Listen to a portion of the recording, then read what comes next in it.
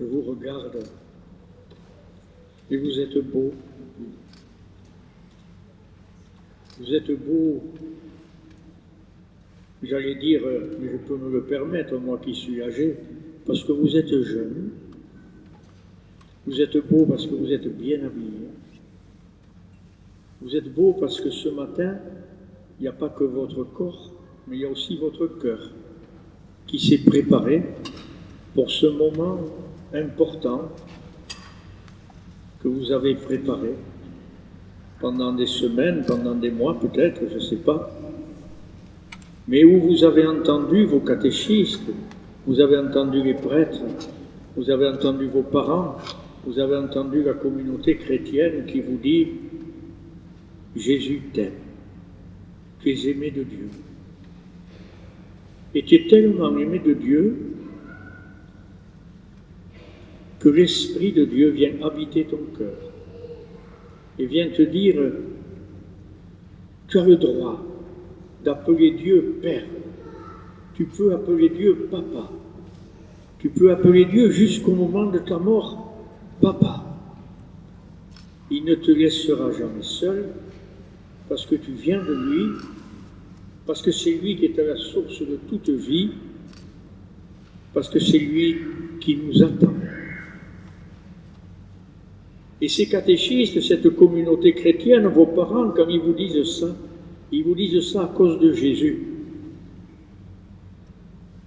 À cause de Jésus. Parce que ce Jésus, ses amis l'ont vu sur une croix, au moment où il mourait. Et comme chacun de nous, ils ont pensé que c'était fini, qu'il était mort.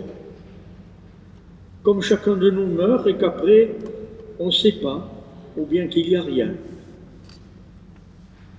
Et puis, 3 jours après, Jésus est ressuscité et il n'a cessé de courir vers ses amis pour réveiller dans leur cœur la certitude que Dieu ne nous abandonne pas, la certitude que la mort n'est pas la fin de tout, qu'après elle, il y a quelque chose, il y a quelqu'un qui nous attend et qui nous aime. C'est un peu compliqué ce que je vous raconte, mais c'est ça notre foi, à cause de Jésus. À cause de Jésus, nous croyons que c'est extraordinaire de penser que Dieu se soit fait homme, et un homme qui accepte de souffrir, et un homme qui accepte d'être rejeté, et un homme qui, comme abandonné. Et ça, c'était pour nous montrer que ça n'existe pas que Dieu abandonne quelqu'un. Ça n'existe pas. Le cœur de Dieu est tellement grand qu'il ne sait que aimer, qu'il ne sait que donner, que se donner, que redonner la vie. Alors l'Esprit de Dieu, qu'est-ce qu'il vient faire dans votre cœur? Eh bien, il vient fortifier votre foi de jeune chrétien et vous dire, oui, Dieu nous aime. Dieu nous aime. Dieu aime ce monde. Dans ce monde, il y a plein de choses dures, mais dans ce monde, il y a plein de choses merveilleuses. Il y a plein de gens qui aiment les autres. Il y a plein de gens qui se donnent. Et dans cette pandémie qui nous fait souffrir, on voit à la fois qu'il y a plus de 100 000 morts en France, mais on voit à la fois des milliers et des milliers de soignants qui se donnent, des milliers et des milliers de gens qui sont solidaires, qui préparent des repas, qui aident ceux qui sont en difficulté. Et l'Esprit de Dieu vient vous dire dans votre cœur, et comment tu seras, toi? Tu seras de ceux qui font grandir ce qui est dur, ou tu seras de ceux et celles qui font grandir les gestes fraternels, l'amitié, la fraternité, la solidarité? Qui tu seras? Moi, je viens dans ton cœur pour t'aider à être un ami de la paix, un ami de l'amitié, un ami de la confiance. Je viens bâtir en toi, avec toi, le royaume de Dieu. Je viens bâtir en toi le royaume où on ne s'abandonne pas les uns les autres, mais où on se soutient, où on s'aime parce que Dieu est ainsi. Je vous ai vu tout à l'heure, au moment où le prêtre qui était là disait l'Évangile. Et puis vous avez fait ça tous.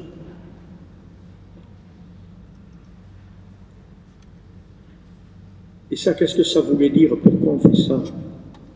Et on fait ça parce qu'on demande à l'Esprit de Dieu, Esprit de Dieu, viens faire que mes pensées, que quand je réfléchis, quand je pense, ça soit à ta manière, que je comprenne les choses comme tu les as faites. Et puis on vient lui dire, Esprit de Dieu, viens faire que je parle comme tu parles, et que je ne dise pas des paroles qui font mal, mais des paroles qui font du bien. Des paroles d'amitié, des paroles de réconfort, des paroles de soutien, des paroles d'espérance. Et puis on va ici, sur notre cœur, et nous disons, Esprit de Dieu, aide-moi à faire que mon cœur soit plein d'amour, que mon cœur soit plein de tendresse, de délicatesse pour les autres, que je sois un bâtisseur d'amour, que je sois un bâtisseur d'amitié. C'est ça qui se passe ce matin pour vous. Pour vous, c'est l'Esprit de Dieu vient vous marquer, et puis il faut que vous lui disiez oui. Si vous lui dites oui, il entre. Si vous lui dites pas oui, eh bien il ne peut pas travailler votre cœur, parce qu'il ne va pas vous forcer à aimer. On ne peut pas forcer à aimer. Mais il vient vous dire, je suis en toi, et tu pourras toujours appeler Dieu ton Père, et tu pourras toujours compter sur moi, comme Jésus le bien-aimé a compté sur moi, et jusqu'au bout a tenu dans l'amour. Vous voyez, chers jeunes, je vais terminer parce qu'il ne faut pas que ce soit trop long, et puis c'est un peu compliqué, notre foi. Mais je voudrais vous donner 3 petits conseils. 3 petits conseils. Si vraiment vous voulez grandir en demeurant ami de Jésus, il faut que vous preniez du temps avec cet ami.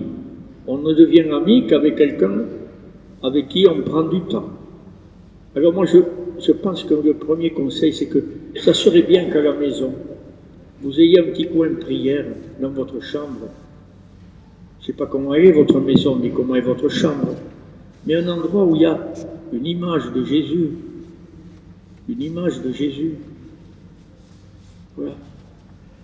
Et vous vous rappellerez ces phrases de l'Évangile où il dit « Je ne vous appelle plus serviteur, je vous appelle mes amis ». Et comment ça se ferait que le matin on ne dise pas bonjour à notre ami? Et comment ça se ferait que le soir on ne dise pas bonjour à notre ami, bonsoir, et lui dire merci pour cette journée?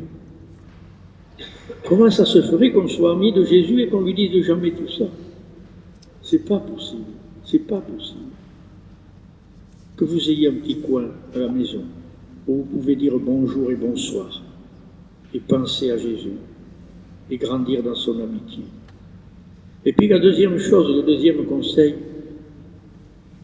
vous êtes une quarantaine à recevoir la confirmation. On n'est jamais chrétien tout seul. Ça n'existe pas un chrétien tout seul qui dirait je me suis fabriqué tout seul et je suis un chrétien tout seul. Non, ça n'existe pas. Ou on est chrétien avec les autres chrétiens, ou on n'est plus chrétien au bout d'un moment. Parce qu'on ne se retrouve plus avec les autres, on ne partage pas la foi, on n'écoute pas ensemble la parole de Dieu, on ne se nourrit pas le dimanche à l'Eucharistie. Alors mon deuxième conseil, c'est ne restez pas seul. Restez avec des groupes de jeunes chrétiens, là où vous êtes, en paroisse, à l'école, au collège, et puis plus tard en grandissant à la messe du dimanche, bien sûr, avec les autres chrétiens, pour vous nourrir de la parole de Jésus, de ses sacrements, de l'Eucharistie en particulier, comme certains parmi vous, vous allez l'être. Et puis la troisième chose, le troisième conseil, il n'est pas si concret, mais je vais vous dire quand est-ce que vous l'aurez réussi. Vous aurez réussi à laisser l'Esprit de Dieu travailler dans votre cœur quand les autres pourront dire de vous « Quel chic garçon, quelle gentille fille, on peut toujours compter sur lui, on peut toujours compter sur elle. J'étais malade, il m'a copié les choses de l'école, il m'a donné un coup de fil. » Les petites choses de la vie qui sont remplies d'amour. qu'on puisse dire, on peut compter sur lui, il est toujours là. Voilà, mes amis, le travail de l'Esprit de Dieu dans notre cœur, c'est de faire que jusqu'au bout, on ait un cœur que quand il pense à Dieu, il puisse dire papa, papa. Quand il pense à Dieu, il puisse dire papa, avec de la tendresse. Et pas simplement comme une explication du monde, non, papa. Papa, il y a ça qui se passe dans ma vie, papa, il y a ça qui arrive, papa, papa. Et puis qu'il puisse dire de chacun de ceux qu'il croise dans sa vie, on est appelé à être frère, on est appelé à être sœur, et je dois vivre avec lui comme avec un frère, comme avec une sœur. Et Dieu m'a fait pour ça. Et Dieu m'appelle à ça. Et Dieu me fera entrer au-delà de cette vie, dans ce monde où on n'a plus de doute, où on vit dans l'amour, où on vit dans la lumière. Je vous invite à ce qu'on ferme nos yeux et qu'on prie un instant.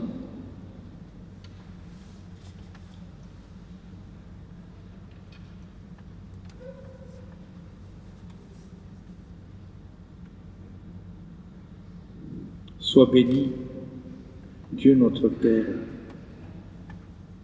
toi qui nous as créés, qui nous as appelés à la vie. Sois béni, Jésus, le Fils bien-aimé, qui est venu nous montrer à quel point tu nous aimes jusqu'au bout. Sois béni, Esprit de Dieu, toi qui habites nos cœurs et qui fais de nous des fils de Dieu et des frères les uns des autres.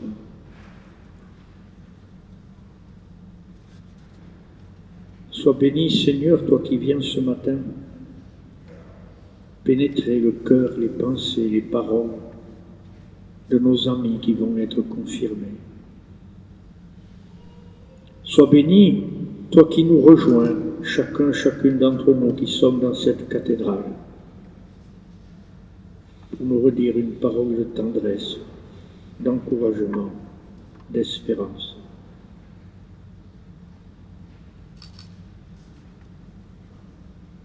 Sois béni, Seigneur, qui nous aime. Amen.